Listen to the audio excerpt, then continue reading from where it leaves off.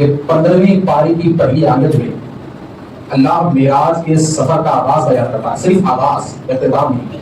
اب بیان کرتے ہوئے کہتا ہے کہ سبحان الذی اسریٰ بعبدہ لیلا من المسجد الحرام الی المسجد الاقصی. تو ایک چیز یاد رکھیے، ایک چیز، معراج کی 3 منزلیں، معراج کے سفر کی 3 منزلیں. پہلی منزل مکے سے فلسطین مسجد اقصی، اور دوسری منزل مسجد اقصی سے سدرۃ المنتہی، اور چوتھی منزل سدرہ سے نابغہ. اور پھر اس کے 3 مقام ہیں معراج کے. ایک مقام ملکوت، دوسرا مقام لاہوت، تیسرا مقام جبروت. تیسرا مقام جبروت، مقام ملکوت، مقام آہوت، مقام جبروت. تو انشاءاللہ تعالیٰ یہ ساری چیزوں کا خلاصہ ہم سنیں گے. تو حضرت محترم سب سے پہلی چیز جناب کہ اللہ نے کہا کہ پاک ہے وہ ذات، سبحان الذی اسریٰ، پاک ہے وہ ذات. کون پاک ہے؟ اسریٰ، جس نے سیر کروائی. جس نے سیر کروائی. کب کرائی؟ لیلن، رات کے حصے میں، اور مکمل حصے میں نہیں. اسریٰ کہتے ہیں مختصر رات کے سفر کو. رات کے مختصر حصے میں جس نے سیر کروائی وہ ذات پاک ہے. اور کس کی سیر کروائی؟ غیرے غیرے کی نہیں، بلکہ رب کہتا ہے بی عبدہ، میرے خاص بندے کو. بی عبدہ، میرے خاص بندے کو. تو اب یہاں ایک جملہ سنیے کہ اللہ نے یہاں رسول کیوں نہیں کہا؟ نبی جی، میرے نبی کو کیوں نہیں کہا؟ میرے رسول کو میں نے سیر کروایا یہ کیوں نہیں کہا؟ میرے نبی کو سیر کروایا یہ کیوں نہیں کہا؟ تو یہاں بڑا پکا جملہ ہے. بی عبدہ، عبدہ، رب کہتا ہے میرے بندے کو. اور بندہ کہتے کسے ہیں؟ بولو، بندہ کہتے کسے ہے؟ بندے کے لیے وجود ضروری. بندے کے لیے کیا ضروری؟ وجود ضروری. اور وجود کے لیے جسم ضروری. اور جسم کے لیے روح ضروری.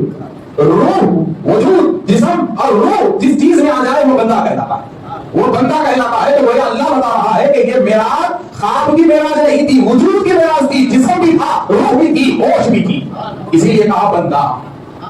اسی لیے کہا بندہ کہ وجود کی معراج تھی، یہ جسم کی معراج تھی، یہ روح کی معراج تھی. جسم بھی ساتھ تھا، روح بھی ساتھ تھی، نگاہ بھی ساتھ تھی، اور ہوش بھی ساتھ تھی. کہا کہ اب میں نے اپنے بندے کو سیر کروائی. کہاں سے کہاں تک؟ پہلا اسٹاپ، پہلی منزل اللہ بتا رہا ہے. پہلی منزل الی المسجد، من المسجد الحرام الی المسجد الاقصی. مسجد حرام کعبۃ اللہ سے مسجد اقصی فلسطین تک، یہ کیا ہے؟ پہلی منزل کا سفر ہے. تو اب مجھے آپ ایک بات بولو جناب، جیسا ہی معراج آ گئی نظر ذہن میں ایک تعجب آتا ہے، کیسے ہوا، کیسے ہوا، کیسے ہوا، کیسے ہوا، کیسے ہوا، کیسے ہوا. اور آج تک سائنس تعجب میں ہے کہ کیسے ہوا. اور معراج کا سفر قیامت تک کے لیے سائنس کو چیلنج ہے. اور سائنس کبھی بھی معراج کے راز کو ڈھونڈ نہیں سکتی. تو ہر کے لیے معراج چیلنج ہے. اور عام مسلمان بھی سوچتا ہے کہ کیسے ہوا، کیسے ہوا، کیسے ہوا، کیسے ہوا. تو سب سے پہلے عشق کی ایک بات کر دیتا ہوں، عشق کی، کہ عاشقوں کے لیے معراج کا عقیدہ کیسے ہونا چاہیے. تو دیکھو جناب، مثال کے طور پہ دنیا کا اصول ہے، آپ کو تعجب کب ہوگا؟ بولو، کوئی چیز آپ سنیں تو آپ کو تعجب کب ہوگا؟ کوئی چیز اپنا اصل مقام چھوڑ کر آ جائے تو تعجب ہوگا. ہوگا نا؟ ارے کیسے ہو گیا، ان تو یہاں نہیں رہنا، یہاں کیسے آیا؟ ان تو یہاں نہیں رہنا، یہاں کہاں سے آیا؟ اس کا اصل مقام تو یہ نہیں ہوتا، پھر یہاں کیسے آیا؟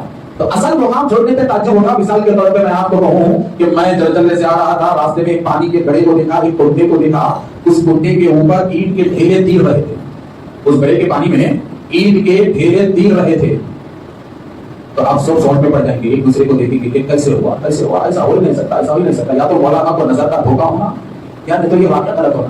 میں پوچھوں گا بھائی یہ واقعہ غلط کیوں ہو سکتا ہے، کیوں آپ کو یقین نہیں آ رہا؟ تو آپ بولیں گے کہ مولانا یہ ہو ہی نہیں سکتا. اس لیے کہ مٹی کا مقام پانی کے نیچے ہے. کیا ہے؟ مٹی کا مقام پانی کے نیچے ہے. پہلا مٹی اپنا مقام چھوڑ کے اوپر کیسے آ سکتی ہے؟ یہ ہو ہی نہیں سکتا. کہ مٹی پانی کے اوپر کیسے گرے گی، ڈھیلا پانی کے اوپر کیسے گرے گا، پتھر پانی کے اوپر کیسے گرے گا؟ یہ ہو ہی نہیں سکتا. یہ آپ کی نظر کا دھوکا ہے. میں بولا کہ میں ایسا پانی کا گڑھا دیکھا، اینٹ کا ڈھیلا ڈالتے ہی ڈوب گیا. تو آپ ہنسیں گے، بولیں گے اس میں تعجب کیا ہے، جہاں جانا تھا وہاں گیا، جہاں جانا تھا وہی گیا. اس کا مقام پانی کے نیچے نہیں گیا. اب میں بولا کہ میں پانی کا ایک ایسا گڑھا دیکھا کہ پھوٹا پانی میں ڈالو نیچے جا کے بہ جاتا. پانی کا پھوٹا نیچے ڈالو، پھوٹا ڈالو پانی کے نیچے جا کے بہ جاتا تھا. آپ بولیں گے کیا مولانا تو پورا نکل گئے، پورا نکل گئے. اس واسطے کہ ہوا کا مقام پانی کے نیچے ہے. پھوکا ہوا، ہوا کا مقام پانی کے نیچے ہے. हवा पानी के ऊपर आई का वो भुगाती ना तब। अब भाई बोला नहीं नहीं भाई वो नदी हो गई, भुगे पानी के ऊपर गिर रहे थे, तो आप बोलेंगे इसमें ताज्जुब क्या है? भुगा अपनी असल मुकाम पे है। तो अब समझो कि ताज्जुब किस चीज पे होगा कि कोई चीज अपना असल मुकाम छोड़ के आ जाए तो ताज्जुब होता है। तो आशिकों के पास मेराजुन नबी का सफर ताज्जुब नहीं है, मेराज का आना ताज्जुब है। मेराज का जाना ताज्जुब नहीं है। रजब की 27 ये हमारे पास ताज्जुब नहीं है। रबी अव्वल की 12 हमारे पास ताज्जुब वाली है। रबी अव्वल की 12 हमारे पास ताज्जुब वाली है। आप पूछेंगे बाबा का रोड कैसे, तो मैं बोलूंगा कि बाबा मेराज में गए कहां? मेराज में गए कहां? आने से पहले जहां थे वहां तो गए। मेराज में गए कहां? आने से पहले जहां थे वही गए। वो आसमान उनके लिए नया नहीं था, वो जन्नत उनके लिए नई नहीं थी, वो सिरा उनके लिए नया नहीं था, वो बैतुल मामूर उनके लिए नया नहीं था, वो लामकान उनके लिए नया नहीं था, वो अफरफ उनके लिए नया नहीं था, वो हिदायत उनके लिए नए नहीं थे, बल्कि आगे के से पहले जहां थे वही तो गए। ताज्जुब नहीं है, मगर ताज्जुब 12 रबी अव्वल पे है कि एक नूर भला अपना असल मुकाम छोड़ के हम गुनहगारों के लिए बशरी नकाब पहन के कैसे आया?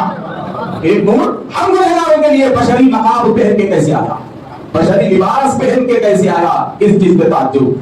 तो मिराज आशिकों के लिए ताज्जुब की बात है। बोलो बोलो जी, जरा बोलो, मैं तब खत्म करना पड़ा। बोलो है आज खाली बोलते रहना, ये जुम्मा नहीं होता कांटा नीचे उतरते, अब देखो कितने कांटे नीचे उतरते, समझे? तो अब जरा देखो क्या है ताज्जुब नहीं है ना। ये ताज्जुब क्या है? मेराज है कि एक नूर कैसे कांटों को बर्दाश्त किया, एक नूर कैसे पत्थरों को बर्दाश्त किया, एक नूर कैसे भूख को बर्दाश्त किया, एक नूर कैसे तीर के जख्म को बर्दाश्त किया। तो ताज्जुब 12 रबी अव्वल है कि वो नूर हमारे लिए बेमिसाल बशर बनकर, बेमिसाल इंसान बनकर कैसे आया।